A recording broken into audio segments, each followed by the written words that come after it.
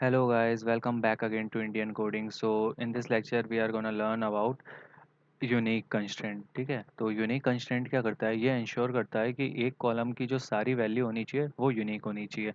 मतलब अगर कोई वैल्यू पहले आ चुकी है कॉलम में तो वो रिपीटेटिव वैल्यू को नहीं लेगा। तो यही यूनिक की क्या करता है, इन्फोर्स करता है। ठीक है, अपन और ये क्या और कर सकते हैं, अपन क्या कर सकते हैं, यूनिक की कंस्ट्रेंट को पर टेबल पे अप्लाई कर सकते हैं। ठीक है, अब अपन देखते हैं इसका एक एग्जांपल देख लेते हैं। तो इसका सिंटैक्स देखते हैं पहले अपन। तो नॉर्मल सिंटैक्स होता है जैसे अपन क्रिएट करते हैं, उसके बाद अपन क्या करते हैं, बस यूनिक कीवर्ड लिख देते हैं। तो आइए एग्जांपल की हेल्प से देख लेते हैं अपन।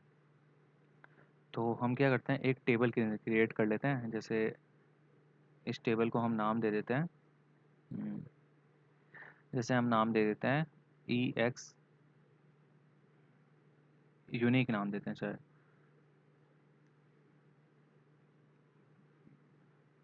यूनी नाम दे देते हैं हम इसको। और ये हमारा की जो आईडी होनी चाहिए वो भी क्या होनी चाहिए, आईडी हमारी,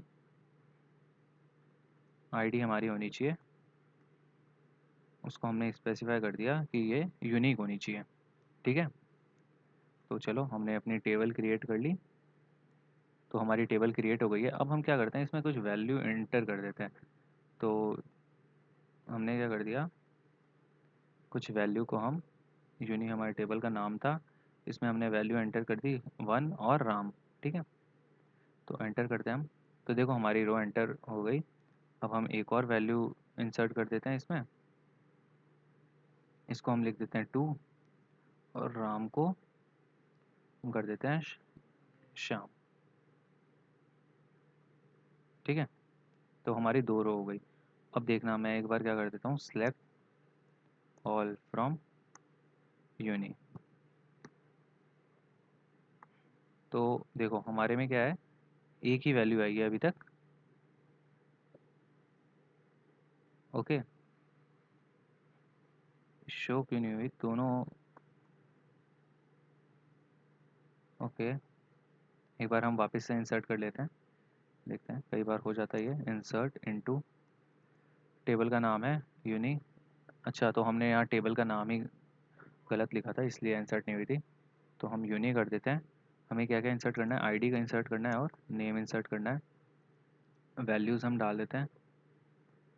वैल्यूज़ में आईडी का नाम है 2 और वैल्यू का नाम है श्याम। तो एंटर हो गई। अब हम शो कर लेते हैं। तो देखो गाइज, हमारे पास दो है कॉलम।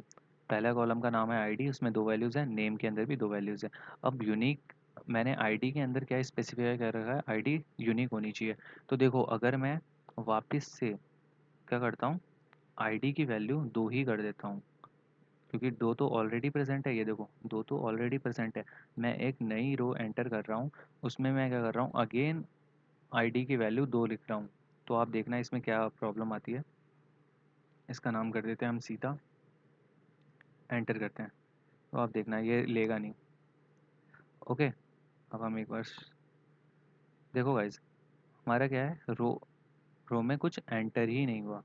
एक मिनट, इसको एरर देना चाहिए क्योंकि, एक मिनट, देखो गाइज, इसने हमें क्या एरर दिया है, डुप्लीकेट एंट्री टू फॉर की यूनिक आईडी। तो इसने हमें एरर दे दिया कि हम जो वापस एंट्री कर रहे हैं वो क्या है, डुप्लीकेट है टू के लिए, क्योंकि वो हमारे से पहले में की में है और की हमारे क्या है, यूनिक आईडी है। सो आपको समझ में आ गया होगा कि हम यूनिक आईडी का यूज़ कैसे करते हैं, कि जो भी हमारी वैल्यूज़ होती है वो यूनिक होनी चाहिए एंटर होते वक्त। अगर वो यूनिक नहीं होगी तो वो एंट्री नहीं करेगा और हमारे पास ये error show कर देगा। So I hope guys you got all the point I have covered in this video. If you still have any query then please put your doubt in the Q&A section. Thank you.